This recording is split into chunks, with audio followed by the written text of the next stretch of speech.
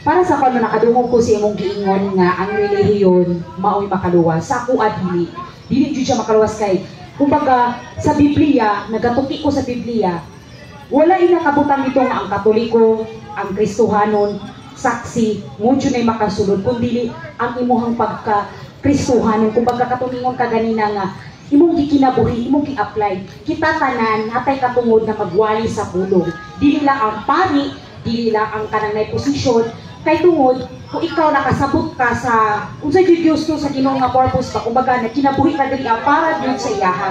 Kung naa kay rason, nga kung naa kay kahibalo, nga kanang about sa Ginoo, kinsa man ka na kay authority na imong i-share ang imong kahibalo. Dili lang magulat ka sa pari, naka-uniform lang, magulat ka sa madre, magulat ka sa mga wala jud koy pundok, wala rin makaluwas kundi ang relasyon nimo sa Ginoo. Kumbaga ba, para gud ana dili nimo mailahan ako sa katao or imo ka partner kung dili nimo suoron, kung dili ka maghatag og oras, kung ikaw pangutanan nimo, naghahatag ba ka sa dili lang sa simbahan na ka Kristohano, maayo ra ka sa simbahan pero wala imo gi-aplikar sa imong kinabuhi. Sa simbahan Domingo uli ka pag-abot sa Lunes sa Biyernes sa tanas ka. Dili dalon nimo kay kumbaga ang pagpasabot ako sa simbahan dili na siya building. Kumbaga ang simbahan kita, ang simbahan templo ta. Kita dala-dala nato ang Ginoo. Kung ikaw imo jud gidala-dala ang Ginoo, bisan naa ka sa CR, bisan naa ka sa bungan, amo ang Ginoo dira sa bungan. Ang pangutana, kung imo pang gi-approach, di pangutana, imo pang taga-adlaw ba, imo pang kumbaga ba, ang tao katawan man sa Ginoo. Kumbaga, kung naka sa bungan, kanjud ka kanang sa imo, nakoy pangutana jud nga, kanila, klaro na ko ha, muna, kanang gusto ko nga, kanang murang naman ang mindset nila ba, nga pag kanang Katoliko, dili ko ka na mag-daot-daot, ako biya, nakasimba ko biya Katoliko, na ano po biya ako ng mga wali nila kanang effort sa mga katikista, nag-aapil ko Flores de Mayo, nag-respeto ko ana, sa saksi, nakasimba po kong saksi, sa Christian, kumbaga ba, wala, kumbaga, kung simba ni Katoliko, kung mubahin na lagi na siya, kumbaga, gusto rin yung gisimba na dati, sa tanas din ang kitudlo, kumbaga, kulang lang, nagpadungag pagkaibalo, walay angay nga ikakuan mo nga kami amoni kami nga bundok kami ang kami jud ang Ginoo sa ato pa kung ingana manggaling kung makakita kong Biblia napay nakabutang nga ang Katoliko dito na lang ko sa Katoliko mo simba kung nakabutang yun na kami ang tinuod na Kristohanon kumbaga mo nang pangutana nga nganong ingana man sila nga church kanang ang reliyon makaluwas ay kanang kumon na relasyon man dapat. So salamat si Sir, sorry kayo no kay wala na mo masabti what is religion. Ang pulong reliyon nagpasabot na og relisyon. Una si Sir, ako kabasana wala nimo matunay ang balang kasulatan. Pag-isod lang ng religion, that is about relation to God. Ato ko sa nang Galatia 3:27. Kay dili ka kabaton og relasyon sa Ginoo kung wala kay reliyon. Mo na'y kulang. Atong sound. Ayan sa assistant. Ako sa sound, ha? Follow up lang. Okay. So, okay. Dalaw. Kung ang tao mo ingon na relasyon niya, walay bali ang reliyon, kung pasaboto siya kasaboto, at is religion. Ang reliyon, mo na'y maghatag nimo sa hustong relasyon, o mo na'y maghatag nimo relasyon nga sa Diyos. Ato ba sa ng Galatia 3:27? Busa, gibunyagan ka mo, aron mahiosa kang Kristo. So, nana na kay relasyon. Kaya yung sa makadilugis sa pinag-ibon o busa nakambit ka mo sa kinaya ni Kristo. So, buko sa iyo ang iyong relisyon. Now, sa iyo kasi sir, sa imong gingon na may reliyon nga makaluwas, kaya dili maluwas ang tao kung dili siya mabautismohan sa reliyon na gitukod ni Lord Jesus. Ako balik ko na, maimpirno ka kung di ka magpabautismo sa gitukod ni Lord Jesus. San Marcos 16:15. Kung si sir, delikado yung kang maimpirno ka pohon, tungod na mo panuna-una. Marcos, kani, basahan ni sister. Sakta ni sister, ha? Marcos 16:16. Mingon siya kanila, panglakaw kamo sa tibok kalibutan, go to the world, no? O isangyaw kini may balita ngatos na ng mga tao. Ang mutuo o magpabautismo maluwas. Nagdeklaruan, aba nang dili mutuo sinutan. So ang mutuo o magpabautismo sa relihiyon na gitukod ni Lord Jesus, maluwas siya. O kung dili, impirno siya. Mao nga ang reliyon makaluwas kay dili luwason ni Lord Jesus ang tao kung dili siya magpabautismo sa iyang relihiyon. Kinsa mo na imo maluluwas kung di ka magpasakop sa iyang gitukod? Ato masahon ang 1 Timoteo 5:23. Efesos 5:23. Kinsay manluluwas sa tao kung di siya magpasakop sa gitukod ni Lord Jesus. Niya. Kayang bana mauulo sa iyang asawa. Ingon nga si Kristo mauulo sa iglesia.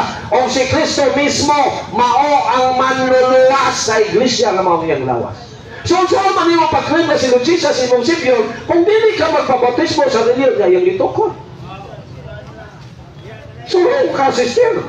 You are so wrong. Pero ako lang amo po ka sakton nga ingon na ka kay wa man po ka magtuon, wa man imong gihurot og basa ni Bible. Reliyon. Okay, napa. Sira 41:8. Pero dili man nila acknowledge kay ang ilang Biblia kinuhaan man. Pero ato lagi akong basahon. Kay naman sa Bible. Sinutan ba sa Ginoo ang walay relihiyon? Sinutan. Sira 41:8. Kamo sinilutan, kamo nga mga tao nga walay relihiyon. Nawa. So, ako balik ko na. Dili maluwas ang tao o dili siya luwason ni Lord Jesus kung dili siya magpabautismo sa relihiyon na gitukod ni Lord Jesus. Kay si Lord Jesus manluluwas sa iglesia nga iyang gitukod. So, kung dili ka mabilong sa iglesia kay wa ka magbabautismo, kinsa may imong Savior? Ako balik ang basa ang Efesos 5:23. Kinsa ba imong Savior kung di ka musulod sa simbahan nga gitukod ni Lord Jesus? Kung ayaw yung mo padala sa mga pastor, kaya di mo na sila tinol na magtutlo. Ako balik ko na. Efesos 5:23. Kaya ang bana mao ang ulo sa iyang asawa. Ingon na si Kristo mao ang ulo sa iglesia. Iglesia mo na ang simbahan. Dili ka ng building, o dili kita. O siya mismo, o si Kristo mismo, mao ang manluluwas sa iglesia na mao ang iyang lawas. So, saan mo na ito pag-claim na siya atong Savior? Kuha ka mabapit mo sa iyang gitukod. So, sorry kayo sister, mali ginagay mo. Pero another Christian. Ako iklaro ha, sa ako nasabtan sa bautismo, dili na ingon na kanang, isa lang na siya kanang guide lang ang kanang relihiyon. Tama, ang relihiyon guide lang na siya, pero dili na siya ang basihan nga maluwas ka. Kung mutapo ka dira, 100%, pwede na ka magkuhan, na sure na dyan ka nga malangit ka, dili. Kay ang kabaguhan, proseso na taga-adlaw ka nagabago. Kay dili pa, kanang himpit. So ako nasabtan sa bautismo, wala dyan nag-ingon ang Ginoo nga, kanang may mga kabalo ka nga, maimpyerno na ko. Ang Ginoo, ni ato diri nagwali lang, wala siya simbahan ni gidala, wala siya relihiyon na gidala, wala siya giangkon nga katoliko siya. Unya, ang bautismo nga nasabtan ako, ikaw mismo, nagdesisyon ka nga imong biyaan, imong daan nga kadaupan nimo na kinabuhi, ihumulhugasan nimo, magpahugas ka sa Ginoo, pinaagi sa gihatag jud na instrumento sa Ginoo. So wala kung supak anang katoliko. Kung kana ba nag-guide ka sa imuha, nagbuhat po na, nagdala ko na Ginoo. Wala ka na ikuha na ng katoliko, okay mo na siya. Ang importante, ang aplikasyon sa kanang giwalihan nimo. Useless lang ta, kisa pastor ba ka o katoliko, kung kana mismo walay kinasing-kasing na iyang bagkuhon iyang kinabuhi mo na ang bautismo na kung nasabtan. So, wala siya. Sister, ako lang niya po i-correct. Malimpyo lang ang sala sa tao kung nabautismuhan siya sa gitukod ni Lord Jesus. Bisag kung saan ni mong ingon na ako, nagbiyan ako sa sala, pero ka na bautismo sa iyang gitukod, naglunang gihapon ka sa sala. Basahin na ito ang buhat 22:16. That's it, zero. Buhat 22:16. Mga dito pa sa imong giingon na ang bautismo dili paghugas sa sala, that is a concrete blasphemy. Nira. Bosa pabunyag na, buhat 22:16. Bosa pabunyag na, aron mahugasan ka sa imong mga sala. Usaw man imong pag-ingog na hugasan ka kung wa ka mabautismo sa gitukod ni Lord Jesus. So aron mabautismo, aron malimpyuhan ka sa bisan unsang sala. Make sure na mabautismohan ka sa gitukod ni Lord Jesus. Kay pinaagi sa bautismo, mahugasan ta sa atong sala. Kay bisan unsaon nimo giingon, Lord, pasayloa ko Lord, kung wa ka magpabautismo sa iyahang simbahan, walay kwenta imong pag-ilan niya. O sa gingon ni Lord Jesus, ang muto magpabautismo maluwas. Ako balik nagbasa. Walang sister, make sure to understand the whole Bible. No? Read the whole Bible and try to understand it. O sa gingon din si Lord Jesus biya nangulong ani, ha? Okay. Si Lord Jesus biya nagsulti ani, Marcos 16:16. Mingon sa kanila, panglakaw kamo sa tibuok kalibutan o gisangyaw kining maayong balita ngadto sa tanang mga tao. Ang moto o magpabautismo maluwas. Ilalim man ka na. Apan ang dili moto o sinutang. So kinahanglan ka, aron ka maluwas, pabautismo sa gitopon ni Lord Jesus. So sir, salamat kayo. Sorry John. Pero biblical man eh. Sorry John. No? Sorry John. Pero kinahanglan magutang mo sulti yun doon sa naam, sakit man o dili. Aron ka maluwas, make sure pabautismo sa gitopon ni Lord Jesus. Kaya kung saan man nato pag-claim nga siya imong Savior nato, kung dili ka mo pasakop sa iyang gitukod, balik ka na kung basa ang Efeso 5:23. May nalang makonsensya ni nga itong makaisunan. Pero basing may pang sigla din na konsensya. Joke lang. Kinsa may imong manluluwas kung dili ka magbautismuhan sa gitukod ni Lord Jesus. Yana. Efeso 5:23. Kadang bana mawanguno sa iyong asawa, ingon nga si Kristo may ulo sa iglesia, simbahan.